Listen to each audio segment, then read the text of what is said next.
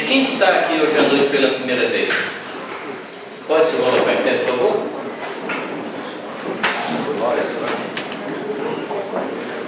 Isso. Vocês poderiam falar o nome de vocês? E de onde? Isabel de Vitória. Rodrigo e Maria Isabel de Americana. Elise Botantan. Edith. Isso. Obrigado. Vocês podem se assentar.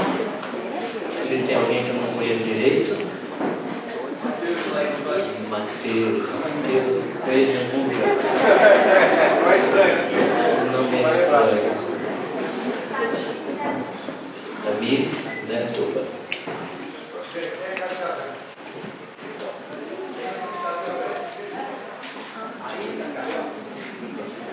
Gente, tranquilo.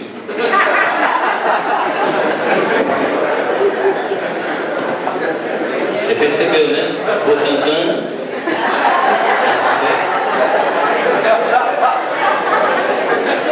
Vamos ver se melhora a coisa. Fala o seu nome, Clécio.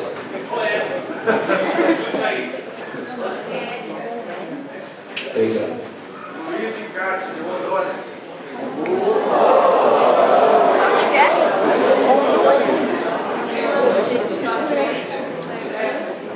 Muito bem.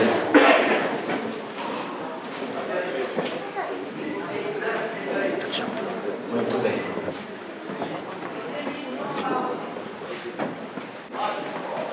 Isso, agora aqui da frente. Júlia Camila de Nova Trento, Santa Catarina.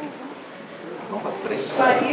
Daniel Clarice de Nova Trento, Santa Catarina. Muito bom, obrigado. Pularam? Agora fala você dela, Daniel. É o que fala, né? Daniel de Nova Trento, minha esposa, Clarice de Nova Trento. Obrigado, Daniel.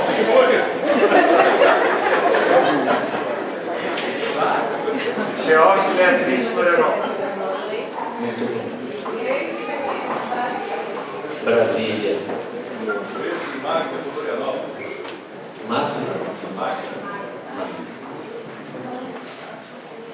Ali atrás? Renato, Poliana e Andréia de Florianópolis. Muito bom.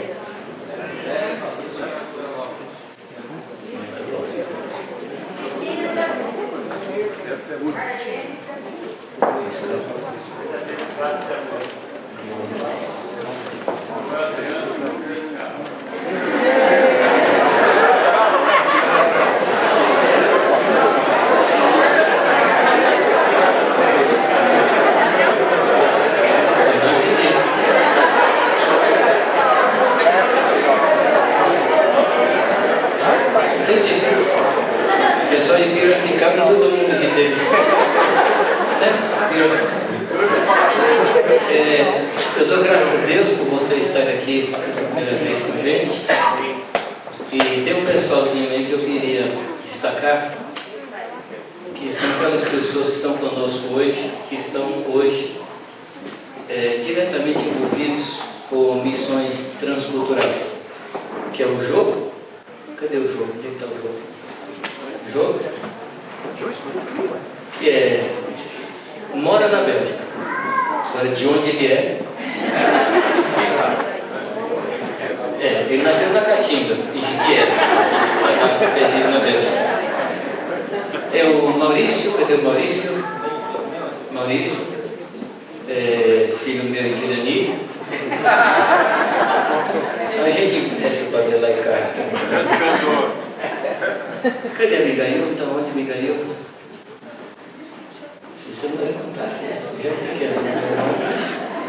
Abigail está em Paulinha? Está em Vila Velha. Pois é.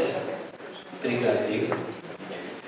E também, eu não sei se tem mais alguém envolvido diretamente, mas tem também aqui um casalzinho que está sendo preparado para ir para Moçambique. Se Deus quiser, no ano que vem. Deison, Isa. Coisa linda, não? Não, ele realmente é bonito. Tem um bom gosto. Isso. E também estão aqui hoje Geilson e Alcione. Cadê Alcione? Foi jantar. Está jantando lá, chegou agora há pouco. Ah, não, está lá. Jantou, rapaz. Fique de pé, Geilson. Eles estão saindo daqui do encontro para Moçambique. Tá?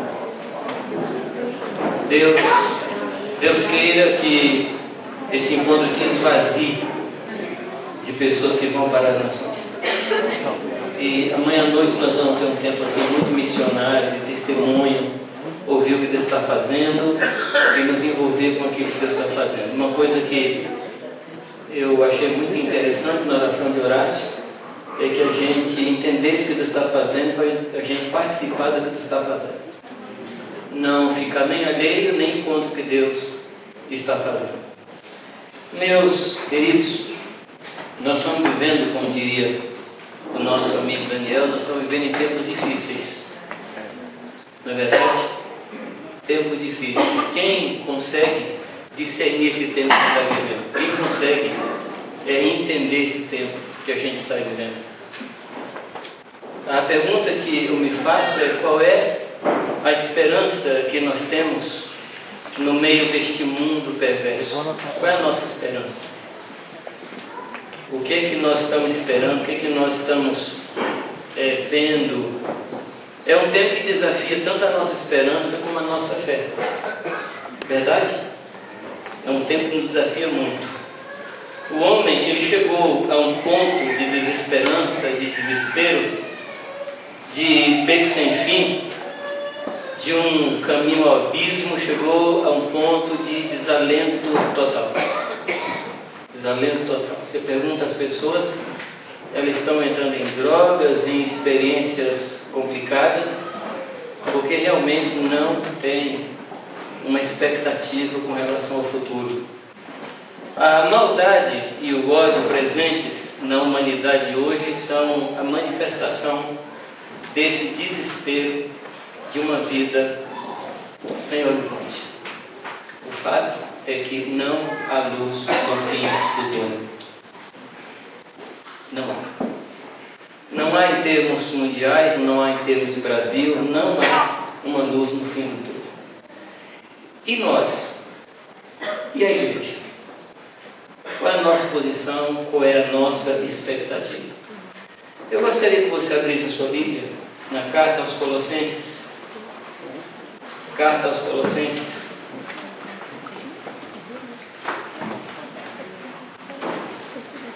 Capítulo 1.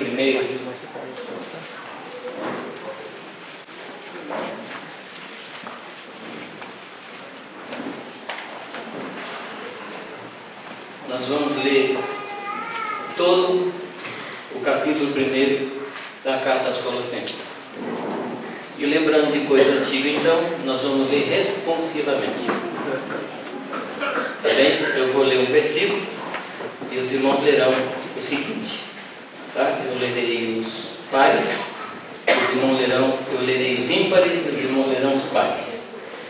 Paulo, apóstolo de Jesus Cristo, pela vontade de Deus, e o irmão Timóteo. Aos santos e fiéis irmãos em Cristo, que serão convosco, graça, paz, a todos,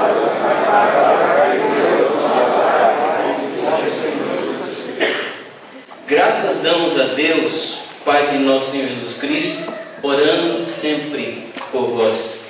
desde que ouvimos a vossa fé em Cristo Jesus, no amor que temos para com todos os santos. Por causa da esperança que vos está reservada nos céus, da qual já antes ouvistes pela palavra da verdade do Evangelho. Chegou até nós, o nome de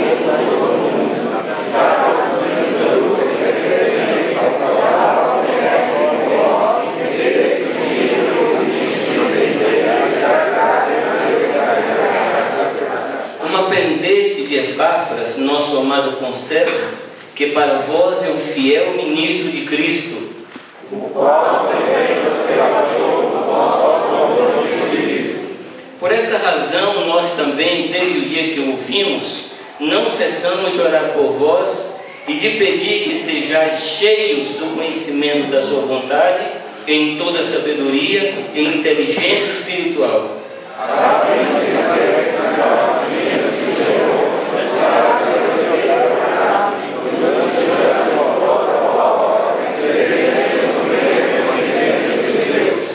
Confirmados em toda fortaleza, segundo a força da sua glória, em toda paciência e longanimidade com gozo.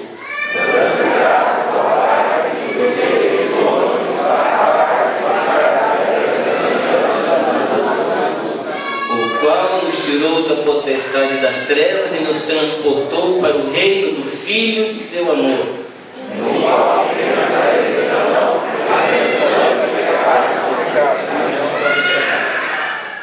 O qual é a imagem do Deus invisível, o primogênito de toda a criação.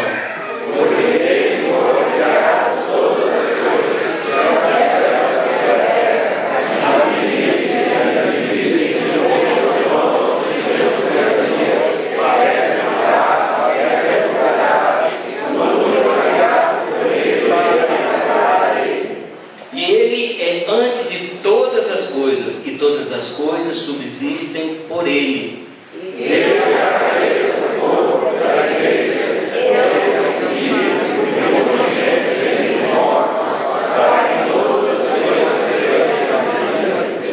Porque foi do agrado do Pai que toda a plenitude nele habitasse.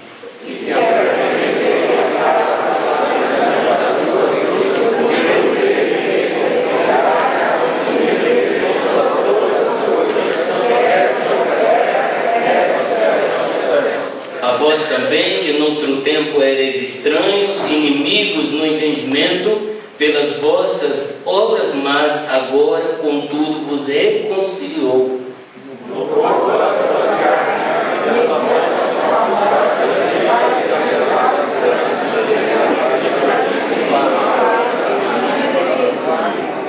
Se na verdade permaneceres fundados e firmes na fé, e não vos moverdes da esperança do Evangelho, que tendes ouvido, o qual foi pregado a toda criatura que há debaixo do céu, e do qual eu, Paulo, estou feito ministro.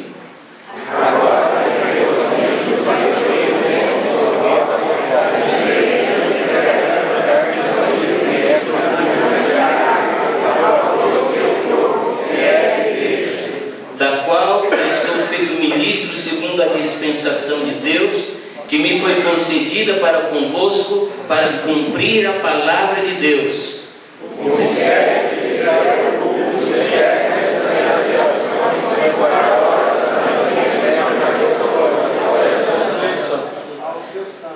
Aos quais Deus quis fazer conhecer quais são as riquezas da glória deste mistério entre os gentios, que é Cristo em vós, esperança da glória.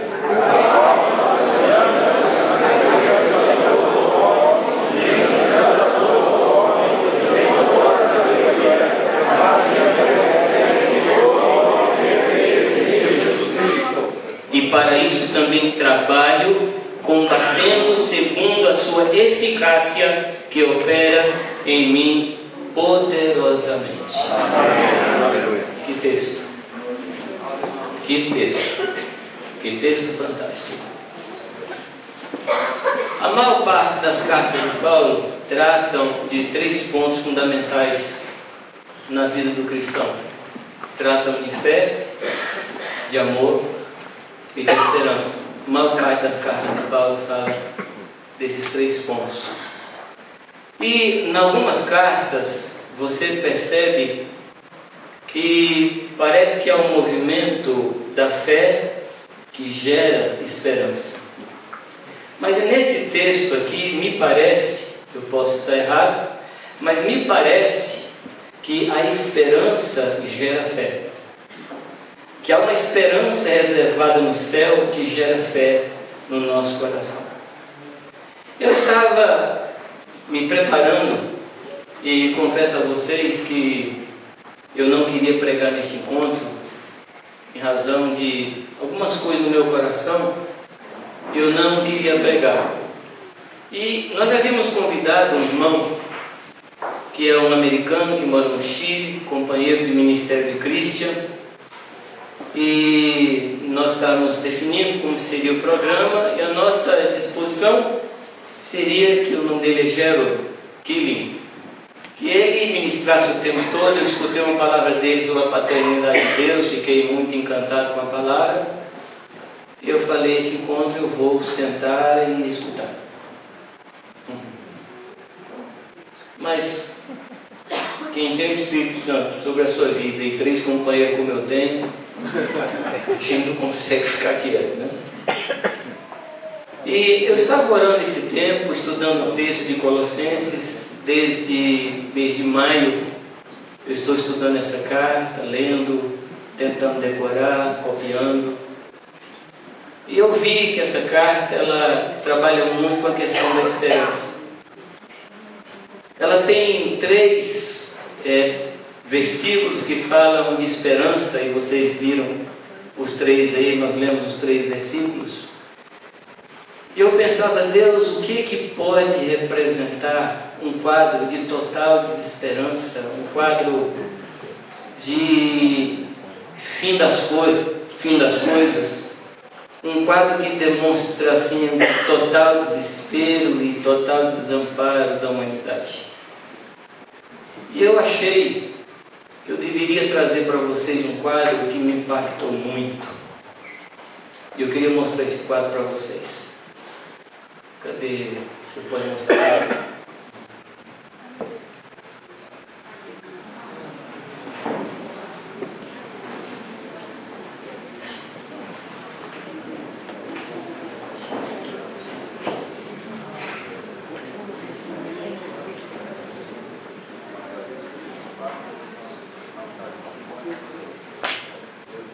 Pode ficar de pé se você quiser.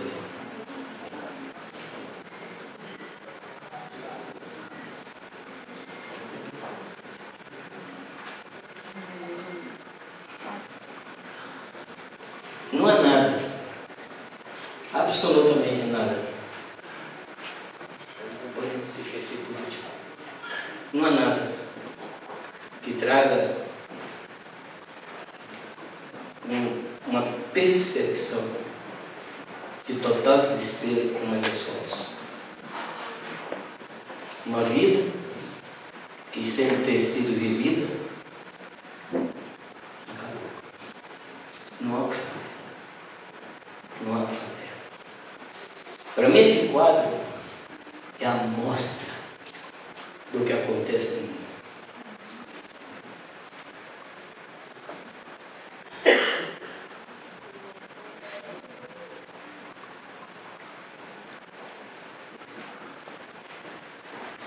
Eu não parei de chorar desde que vi isso. Eu estava analisando essa foto. Essa foto, se você perceber, aqui tem um homem. Esse homem da sua esquerda, ele estava com o braço cruzado. Não há o que fazer. E o segundo está se afastando. Também não há o que fazer. Essa é a situação do mundo. Eu não sei se essa foto vai ganhar o prêmio de melhor foto do ano. Espero que não. Com todo o coração, espero que não. Porque isso não é foto que possa produzir o prêmio, mas é uma foto que deve produzir uma profunda reflexão. Profunda reflexão.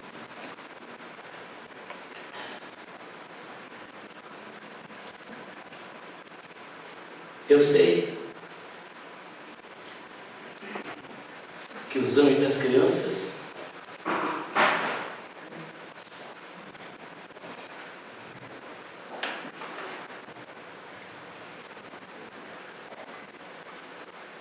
assistem diante de Deus, diga hoje. E os anjos de Aion certamente assistir. Deus de nós. Obrigado, querido. Eu creio que nós estamos numa situação como a que está escrito em Romanos 4,18. Nós somos um povo que crê contra a esperança. Nós somos esse povo que crê contra a esperança. Quando a gente olha ao redor e não vê nada em que a gente possa se agarrar, possa se apegar, as expectativas caindo, as esperanças sumindo, e a gente precisa olhar para o alto.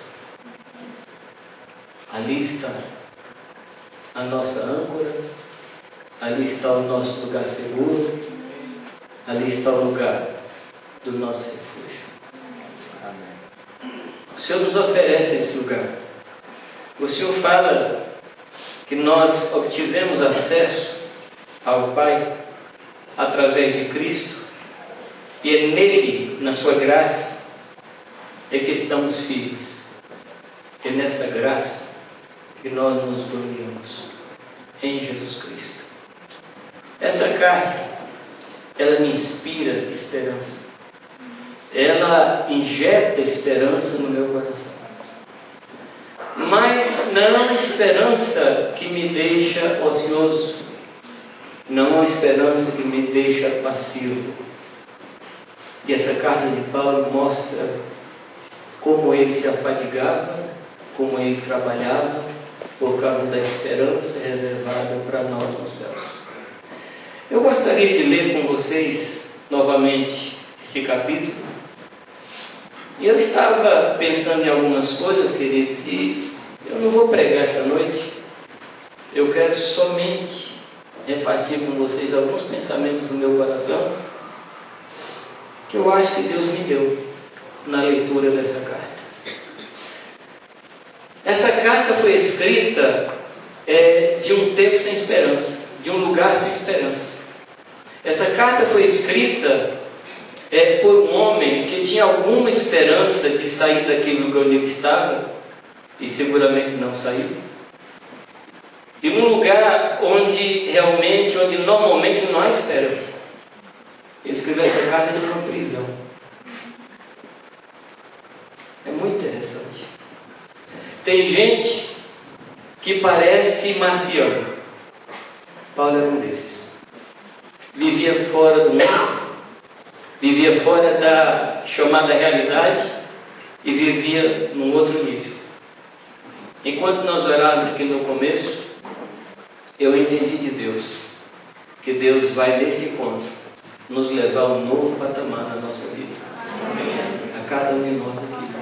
Deus está nos convidando a subir mais um degrau. Nenhum de nós vai sair daqui desse encontro como nós chegamos. Nenhum de nós. Deus nos convida a subir com Ele. Ela foi escrita como resposta de Paulo a uma notícia que Epáfras lhe trouxera, de que ali em Colossos havia muitos gnósticos, homens que entendiam que pelo muito conhecimento poderiam chegar à salvação, e muita discussão, muita coisa fútil, muita coisa vã, muita coisa que não produzia santidade, muita coisa que não produzia limpeza. E Paulo resolve então escrever essa carta aos Colossenses. E como disseram os meus companheiros de junto, ao invés de Paulo combater o gnosticismo,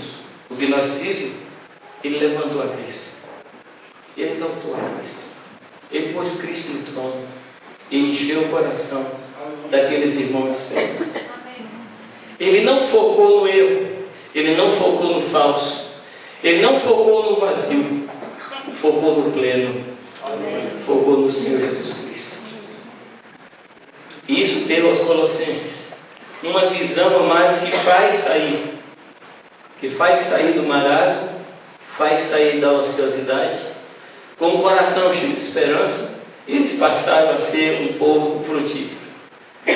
Se você quiser anotar, eu só trouxe para vocês uma pequena divisão da carta, do versículo 1 do capítulo 1 até o versículo 12, você vai ouvir Paulo falando de toda a sabedoria e entendimento.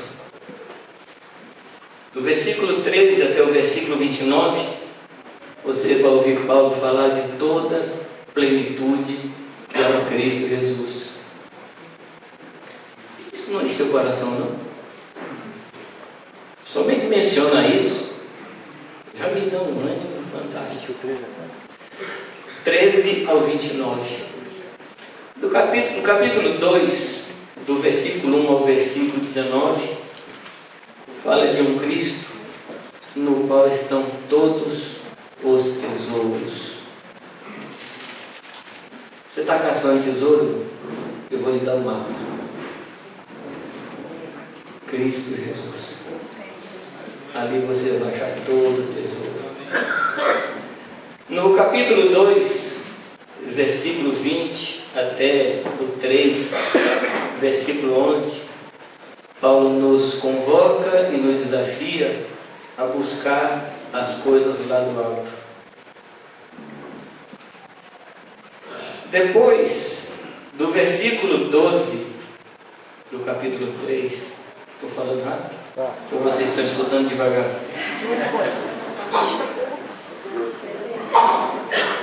Eu vou voltar do começo, tá bom? Graças a Deus. Obrigado, Jesus. Ok. Capítulo 1, versículo 1 ao 12, fala de toda sabedoria e entendimento.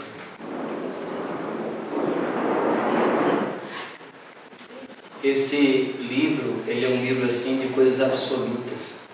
Preste atenção nisso quando você for ler. Coisas absolutas. É um livro assim das plenitudes. Do versículo 13 até o versículo 29, fala de toda a plenitude em Jesus Cristo. Toda a plenitude. Se você pedir para explicar isso, eu não sei explicar não. Eu estou só citando, mas não sei explicar não, tá? Eu vou ter assim, um tempinho com o Senhor para entender isso aqui na eternidade. Aí eu vou ter tempo para entender esse negócio aqui, mas eu acho que vou precisar assim, de várias eternidades para compreender esse negócio. Capítulo 2, do verso 1 até o versículo 19, fala de todos os tesouros ocultos no Senhor Jesus Cristo.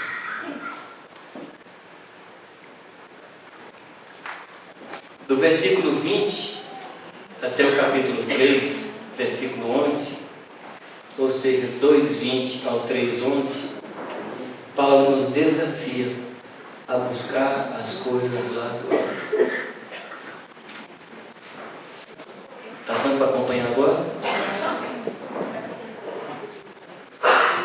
É que hoje eu estou quebrantado, viu? Capítulo 3, versículo 12, até o capítulo 4, versículo 1, Paulo nos exorta a fazer tudo em nome do Senhor Jesus. Fazer tudo em nome do Senhor Jesus. É claro que você compreende que aqui não está falando de uma fórmula, aqui está falando da natureza. Fazer tudo na natureza de Cristo. E no 4, do versículo 2 até o final, o versículo 18, Paulo traz a bênção da graça de Deus sobre a vida dos cristãos, dos colossenses e de nós também. Então essa é uma divisão possível dessa carta. Você pode fazer outras divisões. Ao meu ver, os dois pontos fortes desta carta é a exaltação da pessoa de Jesus Cristo acima de tudo, de todos, e a esperança que sustenta a nossa vida diante dos ataques e tribulações que enfrentamos. Ao meu ver, Paulo enfoca esses dois pontos muito fortemente. A exaltação do nome do Senhor Jesus Cristo e a esperança que enche o nosso coração e faz a gente frutífero e ativo na obra de Deus. A esperança, ela é o nosso fundamento.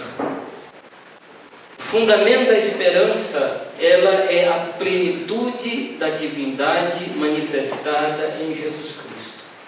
Esse é o fundamento. Esse é o alicerce da esperança. É a plenitude da divindade manifestada em Jesus Cristo. A nossa esperança não é baseada em alguma coisa sem fundamento. A nossa esperança é baseada em Jesus Cristo, que é todo poderoso, em quem habita toda a divindade, toda a plenitude de Deus. Então você pode descansar. Você pode descansar. Amém? Amém. Aleluia. Ah, como isso traz descanso ao coração da gente. O que sustenta a vida da gente no dia a dia é a revelação da pessoa de Jesus Cristo em nós. Isso é o que sustenta diariamente a nossa vida. É você saber que Cristo está em você. Paulo chama isso de a esperança da glória. Entendemos a glória? Entendemos a glória? Às vezes eu escuto pessoas assim, o culto foi cheio de glória. É um negócio assim, pictórico, fogos de artifício, luzes brilhando, azeite na mão. O que é a glória? Vamos ver se Paulo fala alguma coisa para nós. A obra da esperança em nós, a obra da esperança, porque a esperança opera em nós, opera fé e amor para com todos os santos. Quem opera em nós é a esperança reservada nos céus. Ela opera em nós fé e amor para com todos os santos. Amor esse manifestado pelo serviço, pelo cuidado, pela atenção, pelo carinho, pelo suporte, mas também manifestado, como está no capítulo 4, uma vida ordenada e reta diante de Deus. A esperança não só nos leva a servir as pessoas, mas nos leva também a ter uma vida ordenada. Maridos amando as esposas, esposas amando aos maridos, filhos criados na obediência ao Senhor. Interessante o que a esperança faz. Esperança não é algo etéreo, algo abstrato, mas é o poder manifestado de Deus que nos leva a olhar para os bens futuros, como está escrito em Hebreus, porque o nosso Jesus Cristo é o sacerdote dos bens futuros. Essa é uma versão. Outra versão fala dos bens realizados. Aí eu dizia para os irmãos que depende do lugar que você está vendo, porque você pode olhar de lá para cá e você já vê a coisa feita. Você olhando daqui para lá é bem futuro, e Deus te dá a oportunidade para ver dos dois jeitos. Se você estiver sentado com Cristo Jesus na região celestial, você vê os bens realizados. Mas se você vive um pouco aqui nessa terra, você tem esperança que há bens futuros para nós. E eu não creio que Paulo está falando de mansões e ruas de ouro. Eu acho que ele está falando muito mais que isso. No capítulo 1, versículo 1, Paulo fala da sua consciência de delegação. Ele sabia quem o havia enviado. Ele não sai sozinho, ele não se envia, ele não toma a decisão de fazer as coisas, mas ele sempre tinha essa noção que ele era um apóstolo do Senhor. E quando ele fala de apóstolo do Senhor, ele não está falando de uma hierarquia, Ele não estava falando de uma posição que ele tinha sobre a igreja, mas ele deixava claro que ele havia sido enviado, que Deus o havia mandado, que ele era alguém que havia recebido uma delegação do Senhor. E para quem ele escreve? Aos santos irmãos fiéis que estão em Colossos, graça a vós da parte de Deus nosso Pai e do Senhor Jesus. No versículo 3, Paulo, ele diz que ele orava por eles. E o interessante, você vai perceber que Paulo não havia ido ainda em Colossos. Ele orava por pessoas que ele não conhecia na carne, mas ele já as via no Espírito. Isso revela assim a grande consciência que Paulo tinha da igreja. Orar por gente que você não conhece, você precisa ter a revelação da igreja. E Paulo tinha. Paulo sabia o que ele estava fazendo. E no versículo 5, então, versículo 4, ele diz: porquanto ouvimos da vossa fé em Cristo Jesus e do amor que tendes para com todos os santos, por causa. Aí está. A causa é a esperança que vos está reservada nos céus. Oh, amados, há uma esperança reservada para nós nos céus. Aleluia. Se você me perguntar como são os céus, eu não sei explicar, porque a Bíblia fala muito pouco de como será essa dimensão. Fala muito pouco, mas uma coisa eu sei, que há em Deus esperança reservada para nós. Uma parte da nossa crença em céu vem da ideia de Olimpo dos gregos. Que Deus nos ajude a tirar da nossa cabeça essa mentalidade grega de Olimpo. Deus tire da nossa mente isso. Basta que nós entendamos que dentro de Jesus é céu. Dentro de Jesus é céu. Isso é o céu. Amém? E nele está reservada. E essa esperança, mas chegou até nós pela palavra da verdade do Evangelho. O Evangelho trouxe para nós a verdade da esperança, que produz fé e amor. No versículo 6, ele diz que esse Evangelho, através dos Colossenses, alcançou o mundo conhecido por causa daquilo que a esperança produziu. Então, de novo, eu quero lhe dizer que não é uma esperança que nos deixa inativos, mas uma esperança que nos move como um combustível, como a própria força de Deus, que não nos deixa parados. Paulo fala de que esse povo aprendeu de Epáfras, e foi Epáfras, portanto, que levou o Evangelho àquele povo, e aquele povo recebeu o Evangelho. No versículo 9, Paulo, ele não cessa de orar, é isso que ele diz, e pedir que eles fossem cheios do conhecimento da vontade, em toda sabedoria e inteligência espiritual, para que possais andar dignamente diante do Senhor, agradando-lhe em tudo, frutificando em toda boa obra e crescendo no conhecimento de Deus. São 12 coisas que Paulo pede na oração. Não sei se você contou os pedidos de Paulo. O primeiro pedido é que eles fossem cheios do conhecimento da vontade do Senhor. Cheio do conhecimento. Eu faço minha essa oração de Paulo, mas a princípio oro por mim, viu? Desculpa.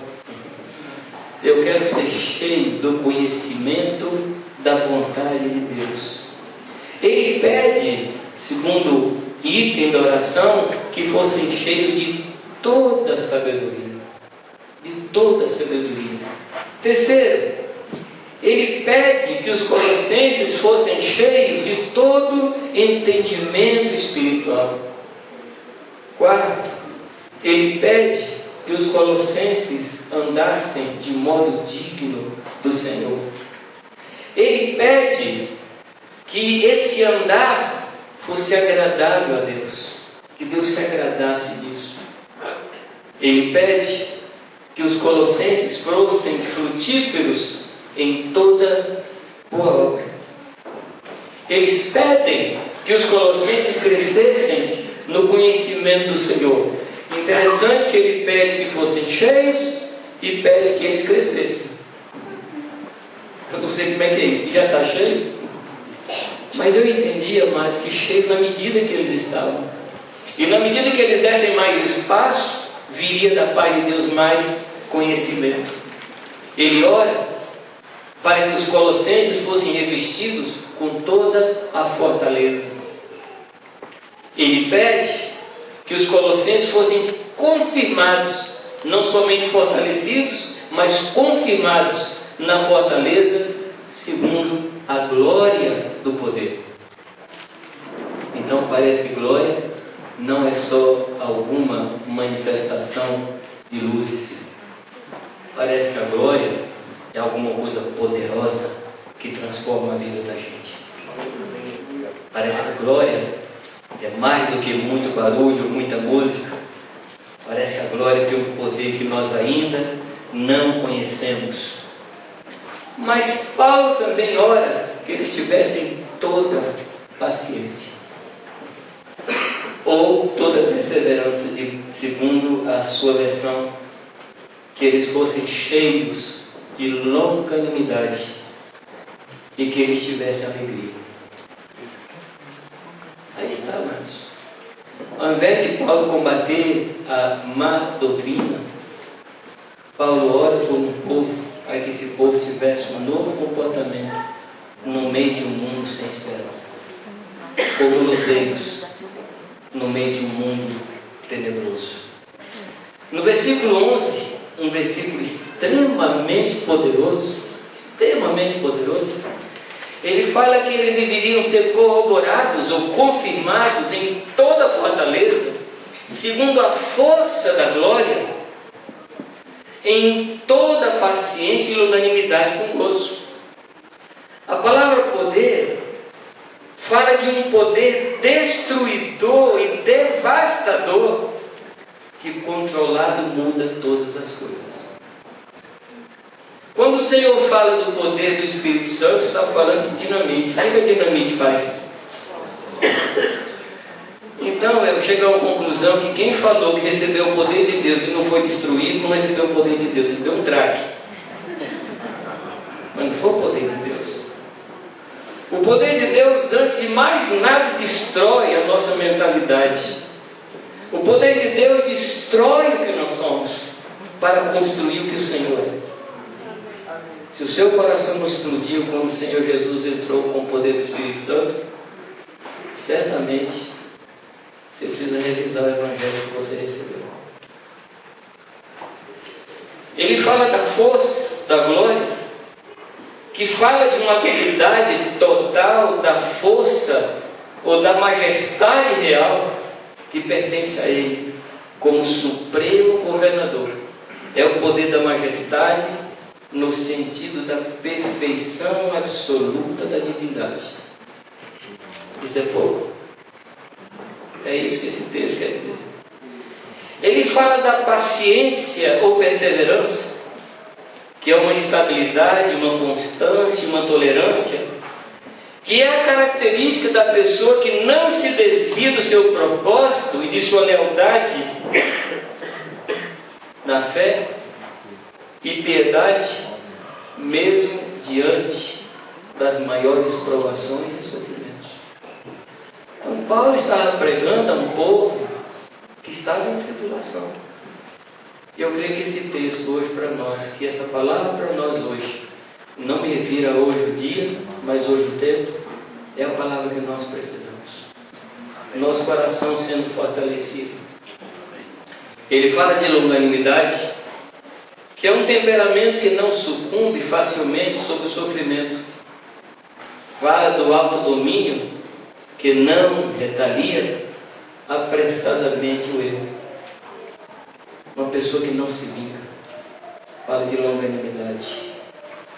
E ele dá graças ao Pai, que nos fez idôneos para participar da herança dos santos na luz. O fato é que Deus nos qualificou para participarmos da herança de Jesus Cristo junto com os santos na luz. Amém. Você podia? Ele qualificou você. Ah, então ele me fez bom? Você não entendeu. Ele te deu o bilhete de entrada sem você merecer. Ele deixou no testamento que a herança de Jesus Cristo é para você. É para mim. Não está falando de merecimento. Está falando de uma qualificação, de uma imputação. Deus imputou em nós a qualificação para que nós fôssemos feitos participantes da herança dos santos na luz. Eu estava conversando com meu amigo Adilson.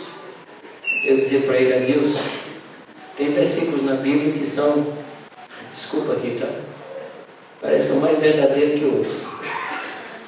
Um deles é o versículo que fala que Deus me tirou do monturo e me fez acertar entre príncipes. Amados, essa é a consciência que eu tenho. Sentar com vocês, vir aqui à frente, é o mendigo na frente de príncipes. Foi obra minha? Não. Deus me qualificou. Deus me qualificou. Deus pagou minha obra. E Deus me pôs dentro da igreja. Ele nos tirou da potestade das trevas e nos transportou para o reino do Filho de seu amor. Foi isso que Carlos perguntou. Foi Carlos? Não, foi antes da semana. Perguntou se você lembrava o dia. Ah, como eu lembro. Dia 3 de abril de 69, meia-noite. Ah, que coisa tremenda. Que coisa tremenda. Eu só me lembro de minha oração, de uma frase que eu fiz. Falei: Senhor, eu não aguento mais. Caí de joelhos. E o peso que estava sobre mim, Ele tirou. E me transportou. Naquele momento, naquela hora, aquele monte deixou de ser um lugar físico e passou a ser o lugar do trono de Deus. E o Espírito Santo veio sobre mim. E tudo, absolutamente tudo se fez novo. Fui transportado. Mudamos de rei. Mudamos de rei. Mudamos de nação. Mudamos de relacionamentos. Mudamos de bandeira. Mudamos de passaporte. Amém?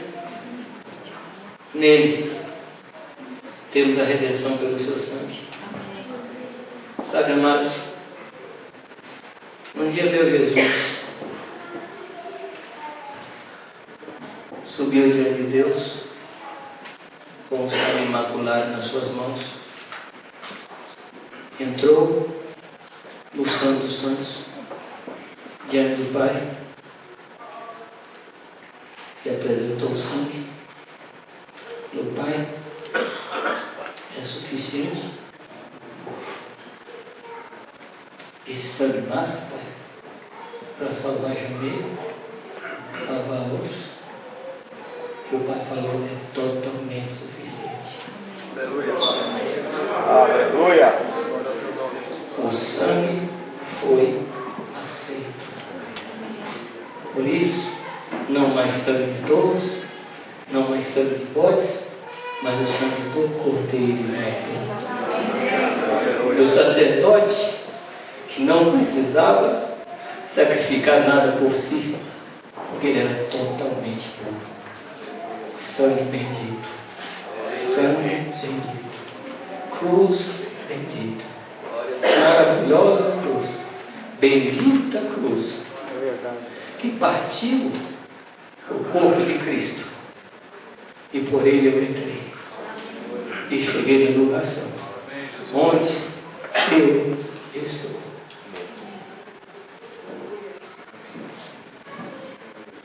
Ele, Jesus, é a imagem do Deus invisível.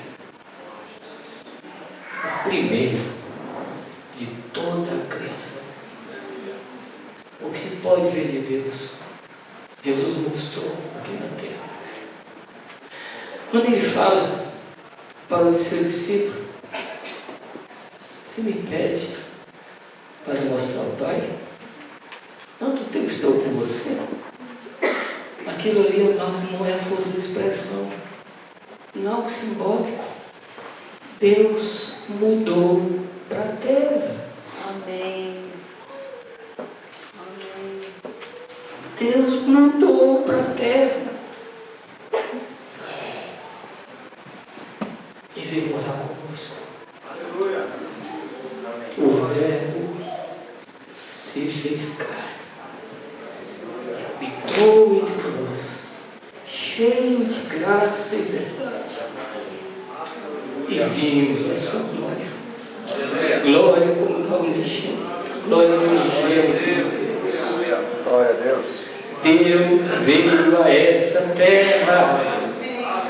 Eu sei que podia para explicar, por favor, não faz isso não, que eu não vou conseguir explicar como é que Deus entra no ventre de uma mocinha e nasce e habita aqui.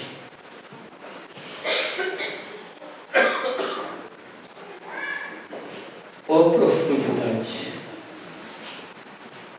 da riqueza,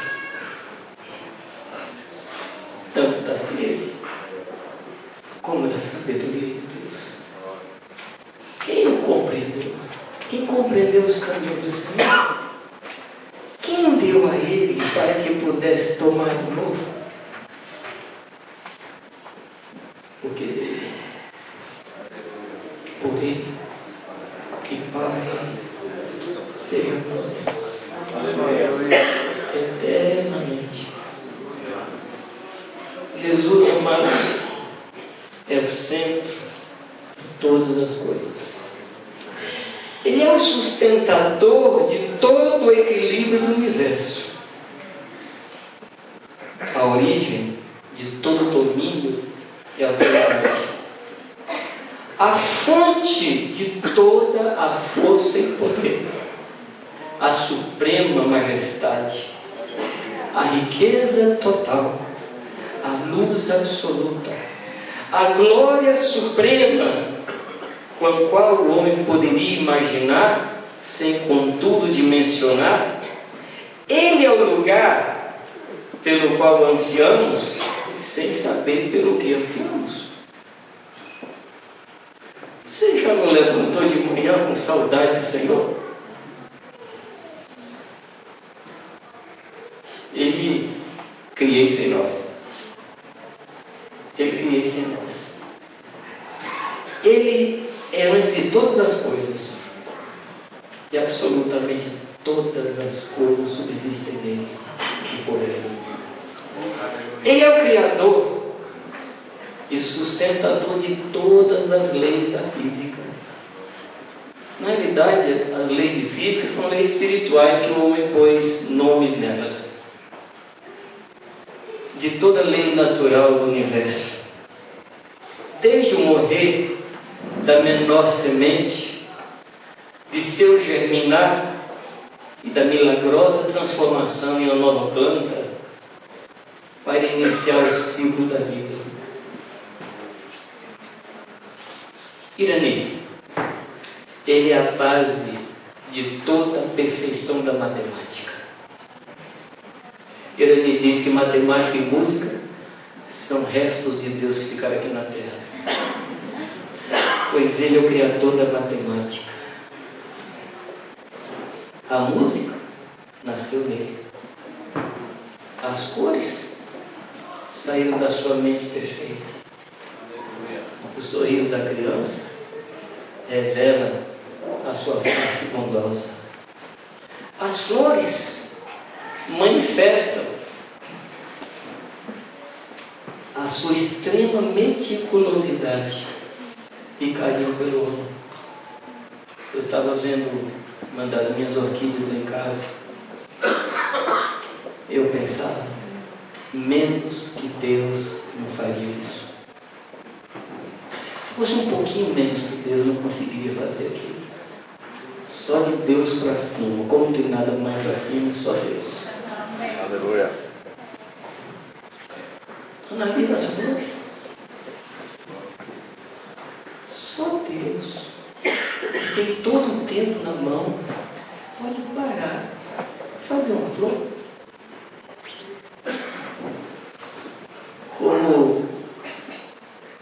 autores de um livro que li, eles terminam cada capítulo do livro com a seguinte frase: eu não tenho fé suficiente para ser ateu.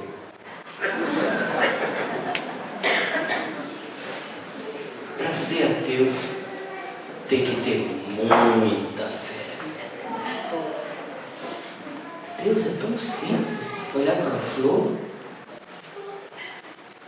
e dizer: meu Pai fez isso para a alegria dos homens, para a nossa alegria. Ele é a base de toda a ética que deve reger os relacionamentos daqueles que não conhecem a Deus, e o amor que motiva e regulamenta o relacionamento dos filhos de Deus. E quando não tem amor, serve a ética. Ele nos traslada da fria ética humana para o poderoso e apaixonado amor, que nos faz capazes de gastarmos a nossa vida uns pelos outros até a morte. Ele é o cabeça do corpo, da igreja. É o primogênito dentre os mortos, para que em tudo tenha a preeminência. Ele resolveu se completar na sua amada igreja, sua preciosa esposa. Ele rompeu a barreira da sepultura, abrindo o caminho e tornando possível a ressurreição de todo aquele que se escondeu nele pelo batismo. Por sua vitória, recebeu o direito de ser o primeiro, o príncipe dos anjos e dos homens, Senhor das nações, Rei eterno, sobre toda potestade e domínio. Porque foi do agrado do Pai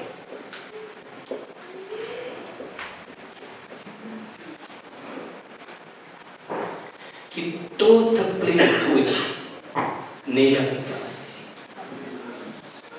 Deus do Pai, por causa de Cristo, ganhou morada entre os homens e manifestou sua glória no meio deles em toda a plenitude que o homem podia suportar.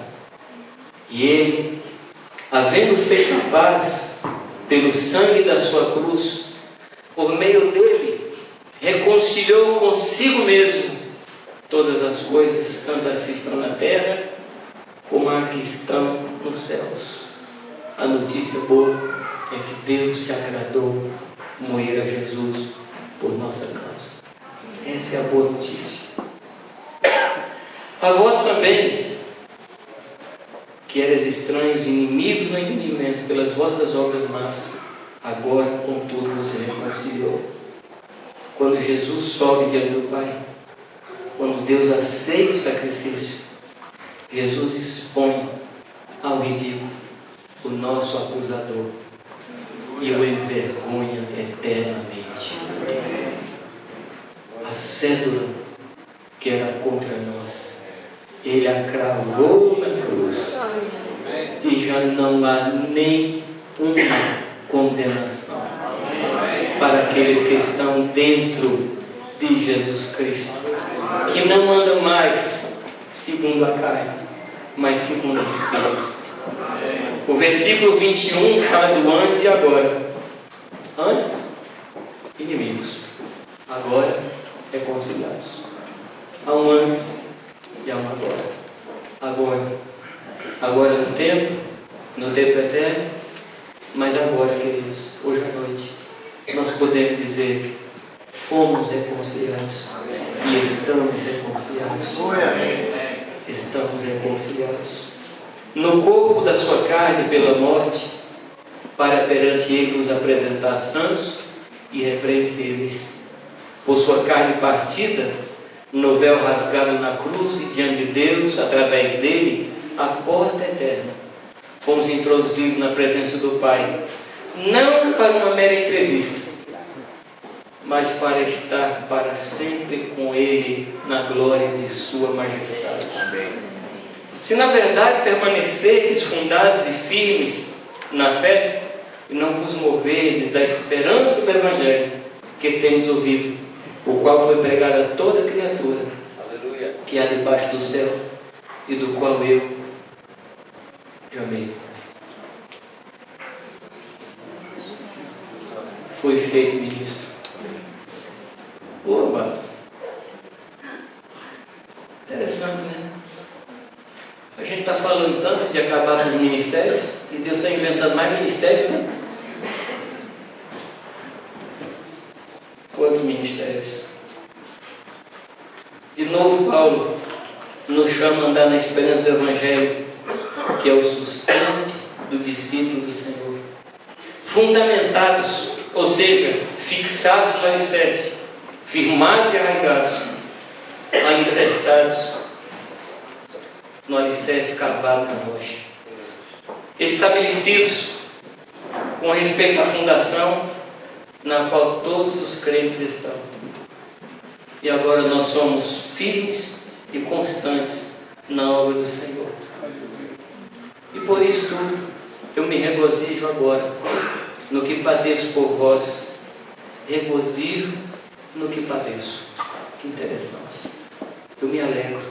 Eu faço festa no que padeço por vós. E na minha carne cumpro o resto das aflições de Cristo pelo seu corpo, que é a igreja. Paulo se regozija no padecimento, pois sabe qual é o resultado do seu trabalho. Por causa da esperança dos bens futuros, Paulo se afadiga e padece, tendo certeza daquilo que é o resultado do seu trabalho. Ele sabia que todo trabalho no Senhor não era em vão, da qual estou feito ministro da igreja, segundo a dispensação de Deus, que me foi concedida para convosco, para cumprir a palavra de Deus. Paulo era consciente que o seu ministério foi uma concessão da parte de Deus, produto da vontade do Senhor, que lhe dava a possibilidade de cumprir a palavra do Senhor, anunciando-a aos homens.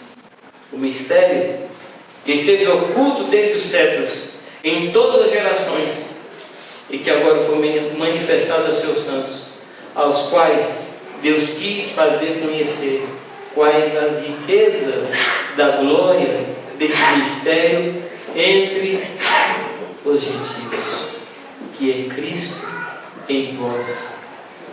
Cristo em vós. Aponta para o lado aí. Cristo em vós, a esperança da glória. Nós temos uma esperança que não é externa. Nós temos uma esperança que está dentro de nós, que nos move. O mistério que esteve oculto dos antigos em todas as gerações. E aqui nesse texto Paulo faz uma referência à pregação dos gnósticos, que falava de anjos, que falava de coisas como essas. E Paulo diz que estava oculto para eles. Eles falavam de coisas que não compreendiam. Agora foi manifestado a nós num privilégio imensurável, que nos responsabiliza a anunciar a todos os homens, em todos os lugares, a extrema riqueza de Deus para conosco, que é a esperança no meio de um mundo sem esperança. Cristo em nós. Essa é a esperança da glória.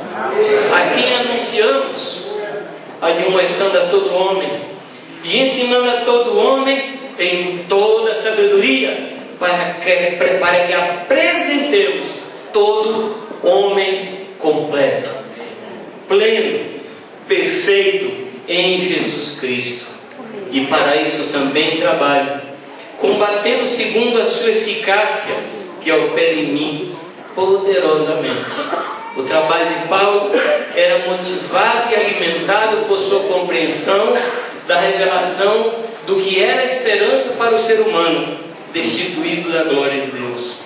A profunda revelação que ele tinha lhe motivava na mesma proporção a uma entrega total. Quanto maior for a nossa revelação no mistério de Cristo, maior será a nossa dedicação ao serviço dos homens.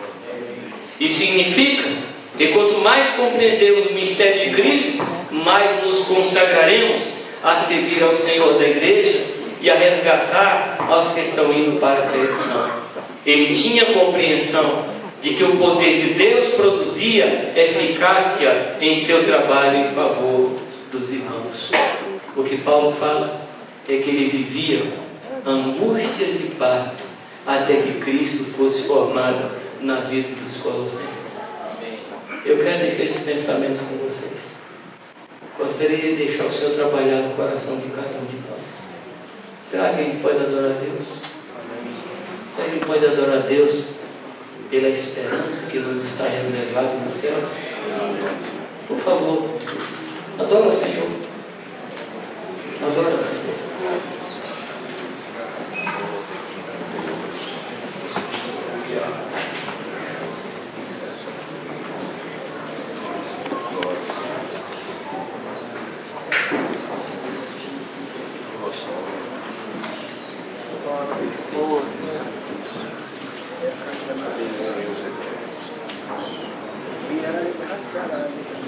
Obrigado, Senhor.